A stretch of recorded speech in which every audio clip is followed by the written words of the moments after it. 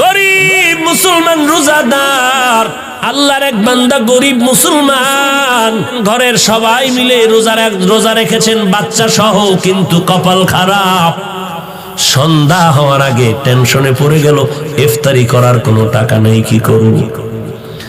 আল্লাহর বান্দা পেরেশান হয়ে গেলেন, কোন মুসলমান ভাইয়ের কাছে গেলে একটু টাকা আমি পাইব, আমার একটু ধার দিবে, আমি আদায় করে দিব। চিন্তা করে দেখলো, হ্যাঁ আমার এক বন্ধু মুসলমান আছে, তার কাছে যাই।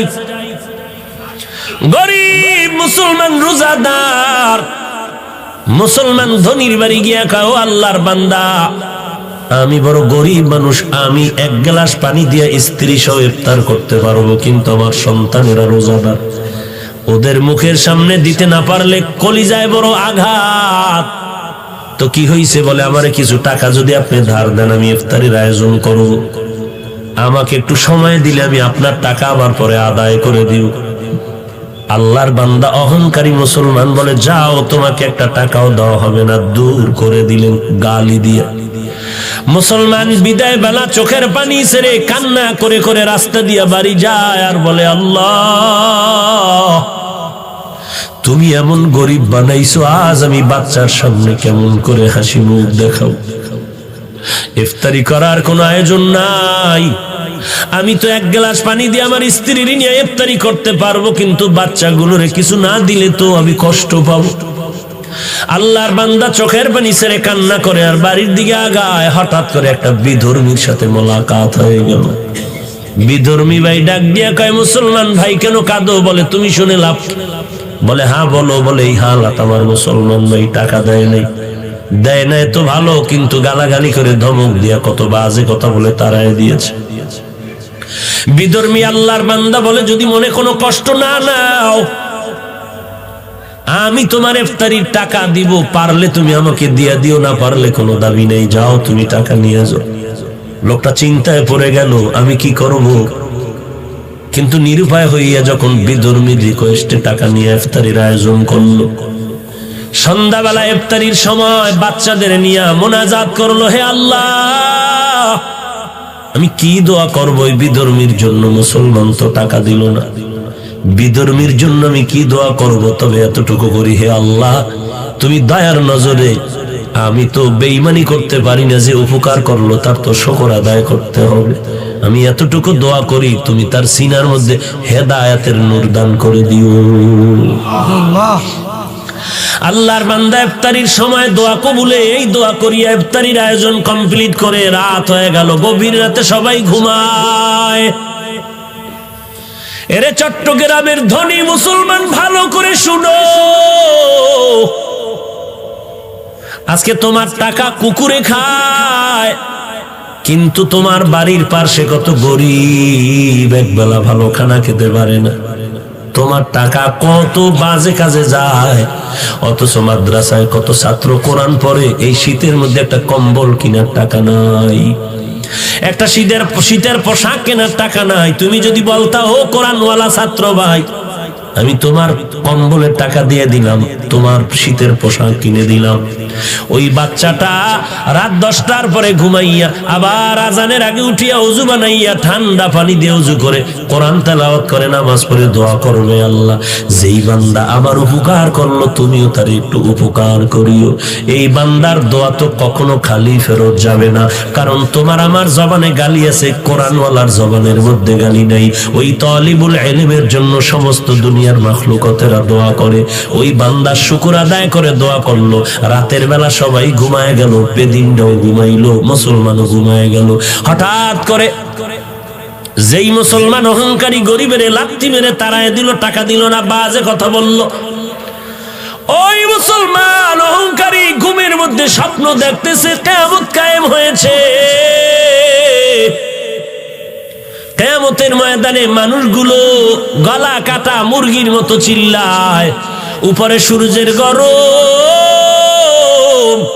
সূর্যের গরমে জমিনটা হয়ে গেল তামা, ওদিকে জাহান্নামের আওয়াজ, মানুষগুলো ছুটাছুটি করে পালায়ন করবে, কোথায় যাবে, অসহ্যকর অবস্থা, গরম সহ্য করা যায় না, মাথার মগজগুলো টাস টাস করে ফাটতে শুরু হলো, চোখের পানি, কান্নার আওয়াজ, ওদিকে আমার আল্লাহ পাকের কাহারিয়তের আওয়াজ চলতেছে, লিমানিল মুলকুল ইয়াউম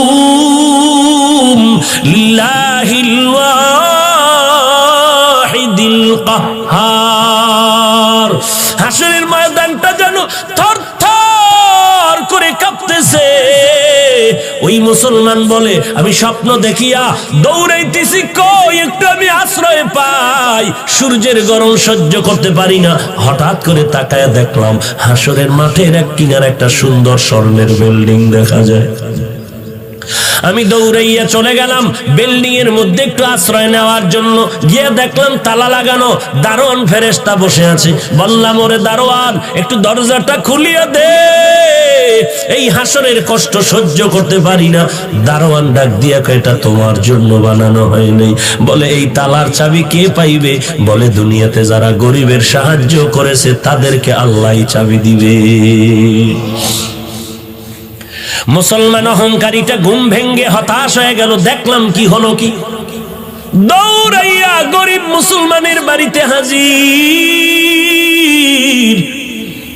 মুসলমানের গিয়ে কয়, মাফ করে দে, কত টাকা চাও? বলে, এখন আর হবে না, 1 টাকাও চাই না, টাকা লাগবে না। বলে, গতকাল ইফতারির কেমনে আয়োজন হয়েছে? বলে, শুনে কি লাভ হবে? বলে, বলো। বলে, আমার এলাকার পাশে এক বিধর্মী আমার ইফতারির আয়োজনের টাকা দিয়েছে। বলে, টাকাটা তুমি ফিরায় দাও। বলে, আমি পারবো না, সে টাকা নিবে না বলেও আওয়াজ দিয়েছে। মুসলমান পাগলের মতো দৌড়াইয়া বিধর্মীর বাড়ি চলে গেল অহংকারী।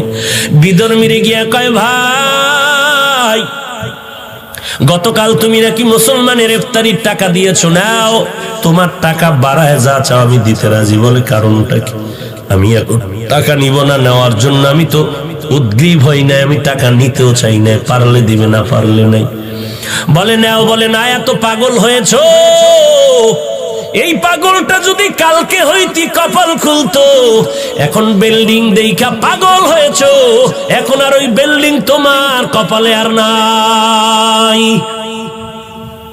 মুসলমান আরো আশ্চর্য হয়ে গেল। বিল্ডিং দেখলাম আমি, বিধর্মী কেমনে ঘরের মধ্যে খবর পাইলো হাসরের মাঠে? এই বিধর্মী ভাই, কেমন করে খবর পেয়েছ? বিধর্মী ডাক দিয়ে কয়, আর আমারে বিধর্মী কয়া ধাক্কা দিস না রে মুমিন রে। এই মুমিন ভাই, আমি রাতের বেলা যখন ঘুমায় গেছি, ওই ইফতারির আয়োজন করিয়া আমি দিলটা বড় খুশি হয়ে গেছে। জানি না সে আমার জন্য কি দোয়া করেছে। রাতের ঘুমের ঘরে আমি তাকাইয়া দেখি মদিনার পয়গম্বর হাজির। মায়ার নবী এসে আমার সামনে এসে আমার হাতটা ধরে কয়, আর ঘুমাইয়া থাকিস না, ও জাহান্নামের আগুনে কেমন করে তুই জ্বলবি। আমারে মায়ার নবী হাত ধরিয়া কালিমা পড়াইয়া হাতটা ধরিয়া কয়, দেখ তুই গরিবের কি সাহায্য করেছো, আমার আল্লাহ এত খুশি। তাকায়া দেখ, মরণের পর আল্লাহ তোর জন্য একটা সুন্দর বিল্ডিং বানায় রাখছে, বালাখানা। এরে যুবক, অহংকারী করিস না। এলেমের বড়াই, আমলের বড়াই করে কি লাভ? সাহাবায়ে কেরামের মতো তো আমল তুমি আমি করতে পারি না, তাদের মতো এলেম তোমার আমার নাই, তাদের মতো তাকওয়া তোমার আমার নাই, তাদের মতো তাহাজ্জুদ তোমার আমার নাই, তাদের মতো এলেম আমল তোমার আমার নাই, তাদের মতো বড় মুহাদ্দিস জমিনে কেউ হবে না, হয় নাই, তাদের মতো বড় মুফাসসির কেউ নাই, হবেও না, তাদের মতো তাকওয়ালা কেউ নাই, হবেও না। এরপরে তাকায়া দেখো, সাহাবায়ে কেরামের মধ্যে আবার 10 জন সাহাবা জান্নাতের সুসংবাদ পাইলেন। 1 নম্বরে আবু বকর, এরপরে ওমর, ওসমান, আলী রাদিয়াল্লাহু আনহুম আজমাইন। এদের ইতিহাস তাকাও। 10 জন সাহাবা জান্নাতের টিকিট পাওয়ার পর নামাজে দাঁড়ায় সারা রাত কান্দার আওয়াজ। সহজ, কান্নার একটাই কারণ, কবরে আমার কি উপায় হবে, এই জন্য কান্না। ওসমানের কান্না দেখে সবাই পাগল, কবর দেখলে হাউমাউ করে কান্না করে। কারণ সাদা কাপড়ের মধ্যে যখন তোমাকে আমাকে ঢুকাইয়া দেওয়া হবে, সাদা কাপড়ের বাসিন্দা যখন হয়ে যাব, কে পীর, কে মুরিদ, কে শিক্ষক, কে ছাত্র, কে ইমাম, কে মুক্তাদি, কোনো ভেদাভেদ নাই। কারণ আমার কপালেও লেখা নাই আমি শিক্ষক। কে আলেম, কে মুহাদ্দিস, কে মুফতি সাহেব, সাদা কাপড়ের মধ্যে লেখা থাকবে না। জানাজার কোয়ালিটি শেষ করিয়া ওই খাটিয়া কাঁদি নিয়ে যখন কবরের মধ্যে শুয়াইয়া বিদায় হয়ে যাবে, সবার কাছে দুইজন ফেরেশতা তিনটা প্রশ্ন নিয়ে হাজির হয়ে যাবে। রবের পরিচয় দাও, ধর্মের পরিচয় দাও, রহমাতুল লিল আলামিনের পরিচয় দাও। কাউকে জিজ্ঞাসা করে না করা হবে না তুমি কোন দলে ছিল, তুমি কোন পীরের মুরিদ হয়েছিল বলো, তুমি কোন মাদ্রাসার ছাত্র হয়েছিল বলো, তুমি কোন রঙের টুপি পরেছো বলো। এগুলো কোনো প্রশ্ন করা হবে না। তিনটা প্রশ্ন, রবের পরিচয় দাও, ধর্মের পরিচয় দাও, রহমাতুল লিল আলামিনের পরিচয় দাও। তারাই কবরে গিয়া জবাব দিতে পারবে যারা দুনিয়াতে রবের গোলামির রশিটা গলায় লাগাইছে। এরা কবরে গিয়া বলবে রব্বি আল্লাহ, আমার একমাত্র রব হলেন আমার আল্লাহ। আমি আল্লাহকে বেজার করে কোনো কাজ আমি করি নাই, আমি আল্লাহর রাজির বাইরে কোনো দিন কি দিন আল ইসলাম, আমার ধর্ম একমাত্র ইসলাম, ইসলাম ছাড়া কোন ধর্মের চিন্তাও অন্তরে আনি নাই। এরপরে আমার মায়ার নবীকে দেখায় বলবে চিনো, হ্যাঁ ইনি তো আমার সেই মায়ার নবী, যেই নবীকে দেখার কত কান্না করেছি, দেখার জন্য পারি নাই। আলেম ওলামাদের মহব্বতে নবীর আদর্শের টুপি পরেছি, দাড়িটা লম্বা করেছি, মাদ্রাসায় লেখাপড়া করেছি, কত মানুষ কত বাজে কথা বলেছে, মাদ্রাসায় পড়ে লাভ নাই, টুপি পরে লাভ নাই, এরপরও ফালাই নাই। ওই নবী তো আমার আপন। আল্লাহ অর্ডার করবে আর কষ্ট দিও না, তাড়াতাড়ি কবরে জান্নাতের বিছানাটা বিছায়া দাও। পক্ষান্তরে যারা কবরে গিয়া জবাব দিতে পারবে না, কারণ রবের গোলামি করে নাই, ইসলাম ধর্ম পালন করে নাই, আর নবীর সুন্নতের খবর নাই, মাথার চুলগুলোর মধ্যে নবীর সুন্নত ছিল মানে নাই। নবীর সুন্নত উম্মতের জন্য বড় নেয়ামত, যেই সুন্নতের আদর্শের মতো পবিত্র আদর্শ জমিনে কারো নাই। আঙ্গুলের নখগুলো কাটার মধ্যে নবীর সুন্নত ছিল মানে নাই, চুল কাটার মধ্যে রাখার মধ্যে নবীর সুন্নত ছিল, উম্মতেরা মানে নাই। বান্দা জুতা পরিধানের মধ্যে নবীর সুন্নাত ছিল মানে নাই, মসজিদে ঢুকতে সুন্নাত, বের হতে সুন্নাত মানে নাই, বাথরুমে ঢুকতে সুন্নাত, বের হতে সুন্নাত মানে নাই। নবীর সুন্নাত না মানার কারণে ওই বান্দা হাসরের ময়দান কবরে যাওয়ার পরে তো নবীকে চিনবে না, শুধু একটা আওয়াজ দিবে লা আদরি, লা আদরি, আমি কিছুই জানি না।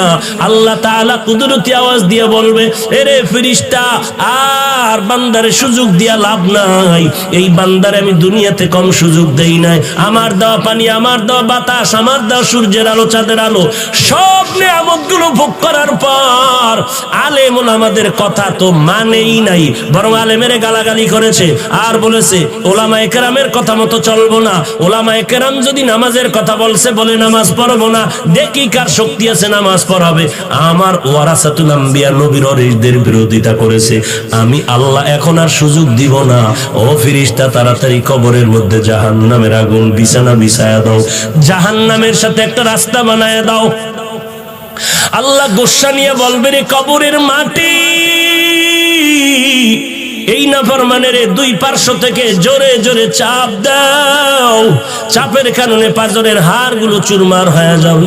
এরে আল্লাহর বান্দা, বালিশে মাথা লাগাই 1 মিনিট চিন্তা করো, সমস্ত আল্লাহওয়ালারা এত বেশি আমল করিয়াও কান্না বন্ধ করেন নাই, সাহাবায়ে কেরাম কান্না বন্ধ করেন নাই। আমার নবী যার কোনো গুনাহ নাই, সারা রাত নামাজে কান্না করেন আর কাটায় দেন। আজকে তুমি কিভাবে ভাবলা যে কান্না লাগবে না? আল্লাহ বলেন বেশি বেশি কান্না করো, নবী বলেন 1 ফোঁটা চোখের পানির দাম কত? 70 বছর পর্যন্ত অন্যায় করেছো, 1 ফোঁটা চোখের পানি যদি ফেলতে পারো, তোর জীবনের 70 বছর গুনাহগুলো আল্লাহ মাফ করে দিবে।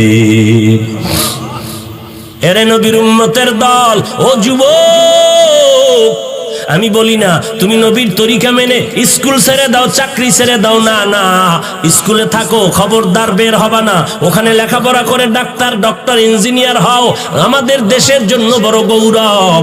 তবে তাকায় দেখো ডানে বামে তোমার আমার মতো কত বান্দা ডাক্তারি করে নামাজ বাদ দেয় না।